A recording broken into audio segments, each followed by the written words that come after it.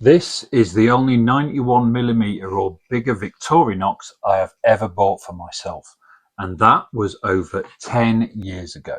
I was gifted a camper years later, but I misplaced it and never replaced it. Because once I had the Handyman, I never really felt the need to buy another large Victorinox. So the question is, why this one? This is my Victorinox Handyman, and this video is about why this 91mm Victorinox became and remains my long-term large Swiss Army knife. Also why whenever I felt tempted by any other large SAKs, I always come back to, I don't really need it. The Handyman's got me covered. Not because it's perfect, it isn't. Not because I carry it in my jeans pocket every day, I don't. But because for the jobs I actually need a Swiss Army knife to do, this thing really hits the sweet spot. And with a couple of simple extras, it connects into normal standard hex bits and gets everyday jobs done in a way that makes it hugely versatile. There are two things, however, that I would change about it, and I'll come to those by and by. This video is also rather overdue. I got this knife just over 10 years ago at a second-hand fair in my old hometown of Hornsey on the Yorkshire coast. 10 years later, I was finally getting ready to make this video, borrowing other 91mm models for comparison, when that 1990 Super Timer SOS kit turned up on a 2-day loan. Obviously, I had to deal with that first, so yes, I put her to one side. That's right, her, my faithful Handy Mandy. And yes, the video is late. Yes, I missed our anniversary due to gallivanting off with the SOS Super Timer kit. And yes, she is far from chuffed. So let's give her overdue spotlight, starting with what kind of knife Mandy actually is and where she fits in my carry and the Victorinox family. Originally, she came with the classic red scales, but I thought she would look absolutely stunning in black, and she does. She has plus scales and custom scale tools from Etsy. I got black tweezers with millimeter and inch scale markings, the toothpick, the straight pin, and this larger scale pen. Now, at the time, I thought these custom scale tools were the absolute business, and they still are useful.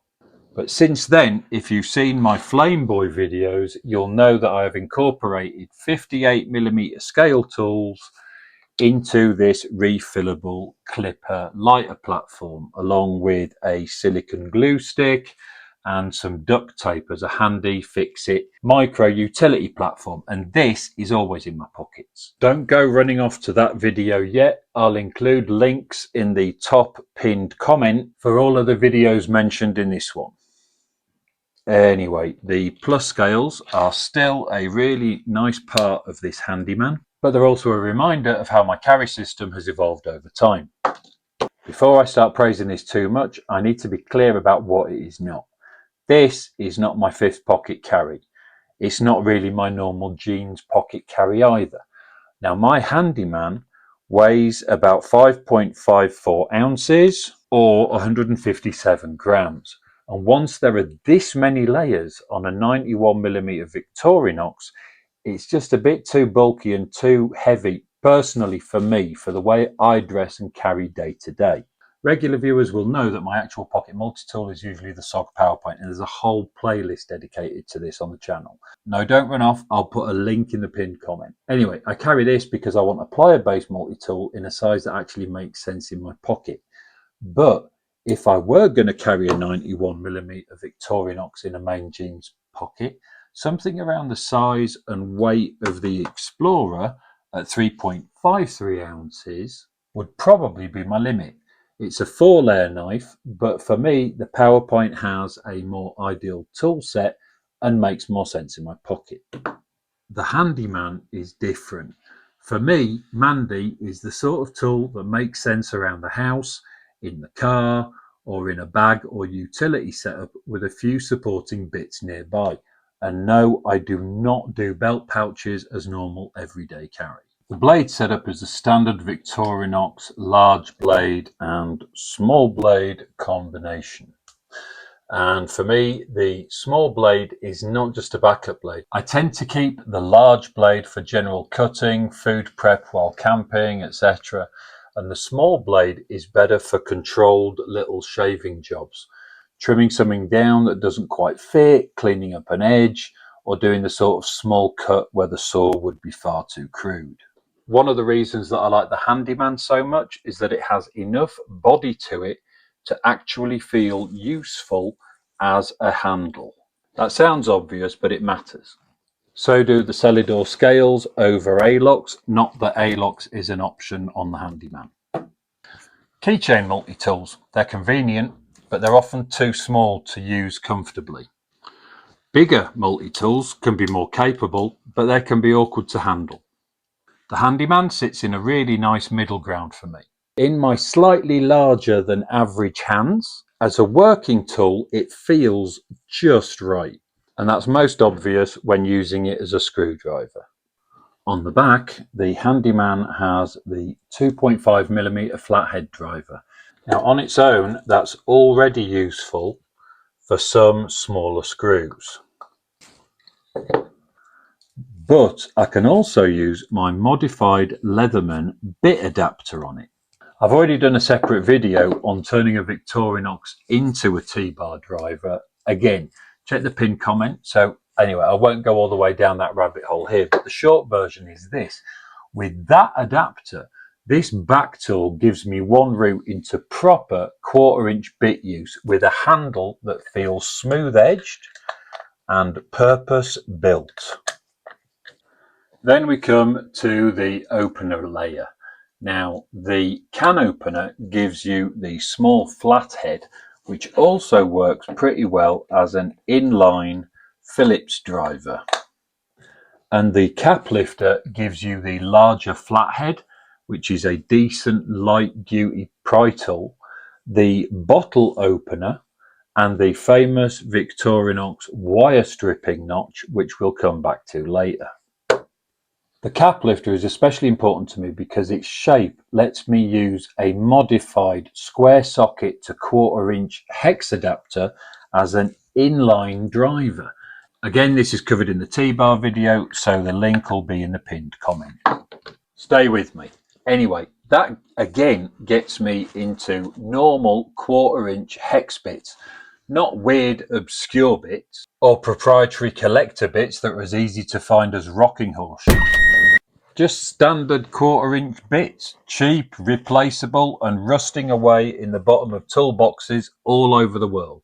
And this is one of the main reasons the Handyman works so well for little jobs around the house. Tightening a hinge screw, assembling flat pack furniture, doing minor repairs.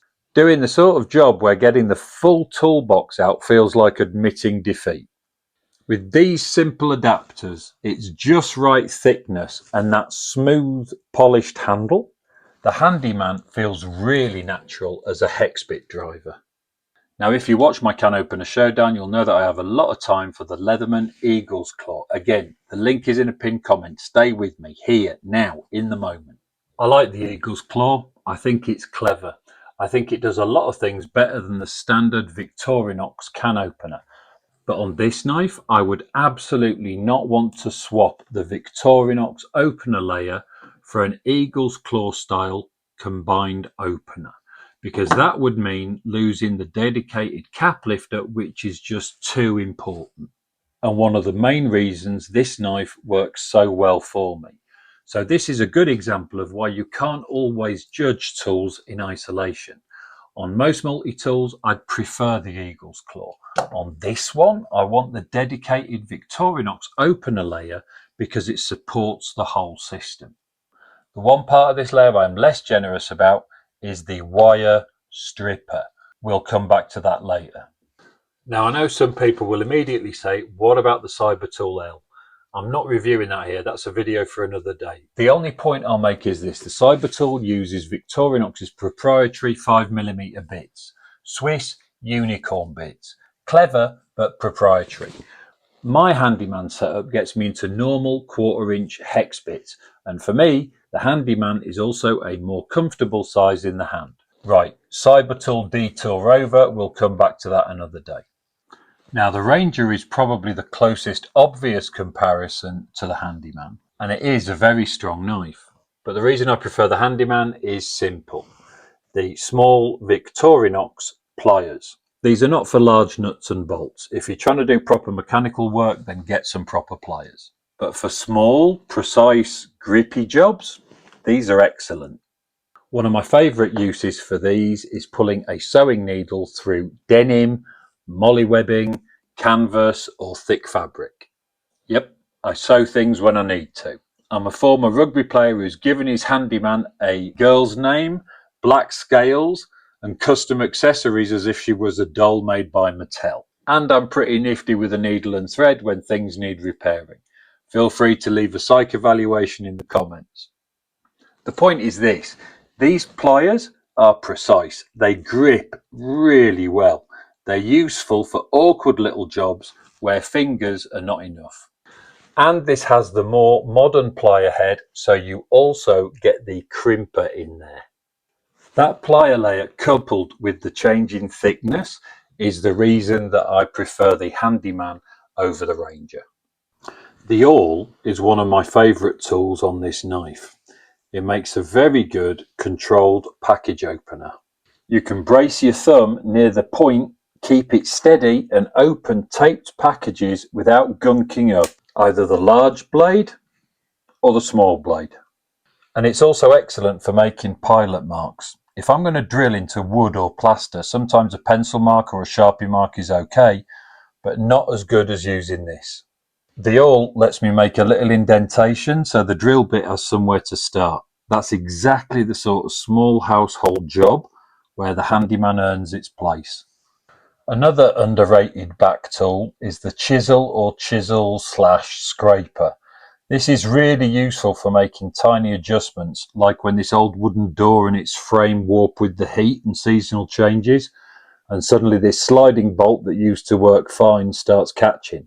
For this kind of quick fix, where you just need to remove a tiny bit of wood from a door frame or a lock recess, this little chisel is really useful.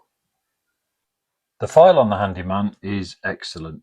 It's one of the tools I really value on this knife. You've got the more aggressive crosscut side, a flat file side, and the edge file, which at a push can be used as a light duty metal saw. But really the strength of this tool is filing. The flat side is aggressive enough to be useful and about as much as I would want to use on a fingernail. Some multi-tool files from other brands are really disappointing. This Victorinox one works a treat. The wood saw is one of those Victorinox tools you can kind of take for granted until you actually get to use it. It's genuinely capable and it cuts in both directions, on the push stroke and on the pull stroke. So once you get into a rhythm, it removes material surprisingly quickly for something this compact. So no, it's not replacing a proper pruning saw or a workshop saw, but for small branches, camping jobs, garden bits and bobs, or even indoor jobs like trimming a wooden dowel for flat pack furniture, it works extremely well. And that's very much why I like the Handyman. It's not trying to be a full toolbox, but the tools it does have are properly useful. Oh, and then we have the scissors. 91mm Victorinox scissors. Absolute legends within the EDC world and friggin' excellent for all manner of materials and thicknesses. Enough said, let's move on. The corkscrew. I've had to use this a few times and not just for undoing knots. It's come in handy, especially at barbecues, and at that point I definitely prefer beer, but that's mostly because I'm the muggin standing next to the intense heat cooking stuff. But other people sitting sensibly in the shade waiting for me to just deliver plates of meat might want a glass of wine. And if the handyman's already outside, then nobody has to traipse back into the kitchen to find the proper corkscrew. But on my Handyman, the corkscrew also carries a couple of extra bits. In the top, I keep the little flathead spectacle screwdriver, And then in the lower part, I have a small amount of cotton wool soaked in Vaseline and covered with candle wax as emergency fire starting material. I've not had to use that yet, but if I'm taking this camping, I don't mind having a little bit of emergency fire starting material tucked away. And then to stop the petroleum jelly and wax gunking up the rest of the knife, I cover the populated corkscrew with black heat shrink tubing. So the corkscrew isn't just a corkscrew, it's also a little storage point. The multipurpose hook is another tool that can do more than people think. I'll get to the range band in a minute. Anyway, this trick is not mine. I saw this on Felix Immler's channel. He's basically the Swiss Army knife high septon or Grand Meister or something. Felix showed us that you can use the multi-purpose hook as a temporary holder for a T-shank jigsaw blade. So what you do is you wrap some tape, some electrician's tape around the T-shank area, trim it with the scissors until it will jam into this groove.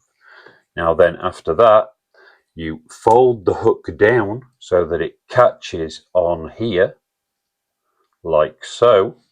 And if you apply pressure in the right direction, you get a surprisingly stable temporary saw setup.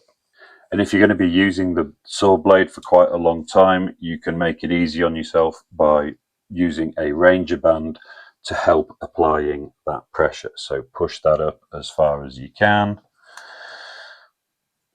and you get a little bit more extra grip. Now, this is obviously not a factory locking jigsaw holder, but it is a clever trick and it can save wear and tear on the onboard Victorinox tools. So here I've also got a file which has been treated in the same way. And that's very much the spirit of why I like this knife as a long-term piece of kit. The tool itself is useful, but a bit of knowledge makes it even more useful and last longer. Right, this is the awkward bit. What would I change about Handy Mandy in an ideal world? There's actually two things I would change. Not 20, not a full redesign, just two. The first thing I would change is the large blade. I would make the large blade fully serrated like this one on my Leatherman Wave Plus. Not add another blade. I don't want any more thickness on this. I would keep the small blade plain, exactly as it is, because that makes sense for careful, controlled cutting. In an ideal world, I would have the large blade serrated. That way it would be more useful for rope, fibrous materials, meat, tomatoes, camping food, barbecue jobs. So that would be change number one. The second thing I would change is the wire stripper. And the problem for me with the Victorinox wire stripper is that it does not cut into plastic wire insulation. You have to use a blade first to cut through the wire insulation, and then, and only then, can you use the notch to pull it off. And as wire stripping systems go, that makes about as much sense as on a bull. However, this one is fixable. Again, I've seen Felix Immler do it. So with a small rounded file, you can give that notch enough of an edge to actually bite into the insulation, similar to what you can see here, but in a more rounded shape. I could use a Dremel, but honestly, this feels like one of those jobs where a hand is probably safer, slower, and less likely to make me regret the barbecue beers. So that's change number two, make the wire stripper actually strip wire. So no, the Handyman is not perfect. For my liking, it's a bit too big for my normal trouser pocket carry. It's not going to replace my SOG PowerPint in my jeans. It's not a full toolbox. And it's not an excuse for me to start strapping belt pouches to myself like low budget Batman. But as a house, car, bag and small job utility Victorinox, this is definitely the one for me. All of the implements it has are useful at home, and with a couple of simple adapters, it gets me well into standard 1/4" bit territory. It's comfortable in the hand, familiar and useful. And after all these years, it's still the large Victorinox I keep coming back to. What's more, I don't think there's ever been a more aptly named multi-tool. It's not a specialist plumber's tool, carpenter's tool or computer maintenance tool. But with a couple of peripherals and a bit of imagination, it helps you handle jobs across all of those worlds. It really is a generalist handyman's dream. Mandy here is not the Victorinox I settled for. She's the only 91mm or bigger Victorinox I've ever bought for myself. And here's something else. I got her for £10 second hand. And since then, I've never really felt the need to buy another 91mm SAK. That's all we've got time for today on the Clown's Pocket, but I'm interested to know what you think. Is the Handyman the sweet spot amongst the larger multifunction Victorinox knives? Or would you rather have the Ranger, the CyberTool L, the SwissChamp, or something completely different? As I said throughout, I'll put links in the pinned comment to all the other videos I mentioned. The Flame Boy, the Victorinox T-bar adapter, the can opener showdown, and the SOS super timer kit.